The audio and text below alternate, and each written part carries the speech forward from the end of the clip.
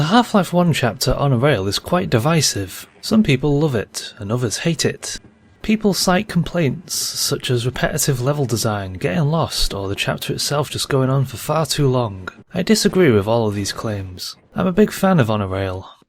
Sure, you might die a fair amount if it's your first time, but that's why we have the quick save feature. There's lots of ambushes, traps and environmental hazards strewn throughout the decaying labyrinth. But up to this point, Half-Life has done nothing but prepare you for this sort of thing. The Black Mesa research facility and almost everything inside it are out to get you. The game has been preparing you for all of this. So by this point, quick saving is something you should be used to doing. Lots of games have train levels where you're on a moving train, like in Blood.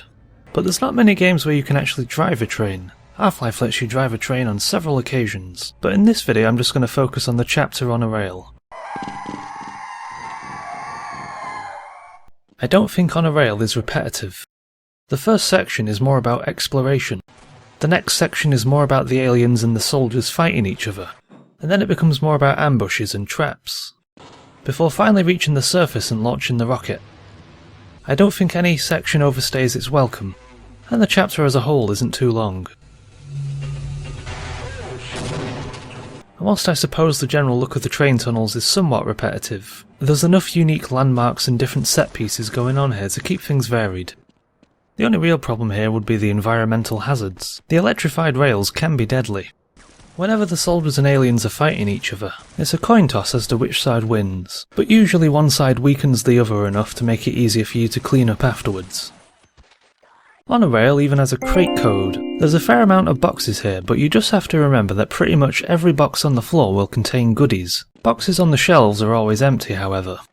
Honestly, I don't think on a rail is too long at all. It's a well-paced experience that keeps things varied. It introduces things pretty carefully and then it builds up the complexity and difficulty in a really nice way.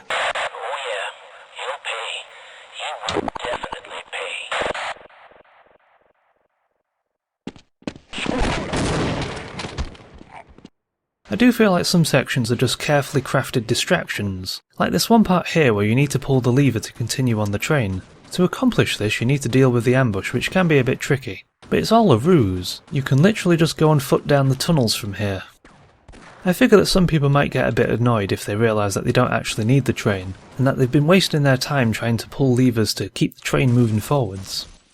But I think that having the train be technically optional is part of the fun. It gives the player a lot more options. And if you manage to lose the train, it's not that big of a deal. The train does make for excellent cover from rockets and bullets, however. And then of course Black Mesa comes along and kind of ruins all of this. It's a lot more linear, and a lot of the exploration and hidden goodies are gone, or severely reduced. And you need to take the train with you, or else you can't get past certain doors. A lot of the encounters are just standard shooting affairs between you and the soldiers, and sometimes the aliens. Sure, the graphics are a lot more modern, and you get to see the rocket blast off a lot more easily.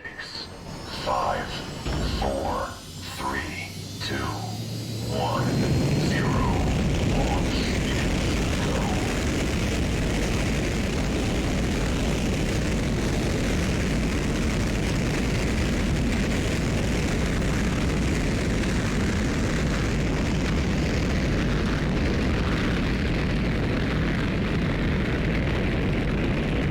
But it just feels neutered and oversimplified for no good reason. A lot of the basic elements of the original on a rail are present, but they just feel boiled down. The trains, rails and tunnels are all still here, but the train tosses you back when you're going up a slight incline. In conclusion, I think Half-Life 1's on a rail is a great chapter. I feel that for such a unique and interesting chapter it gets a lot of unwarranted hate, and the high-definition remake of Half-Life, Black Mesa, unnecessarily simplified it. It's a shame, really.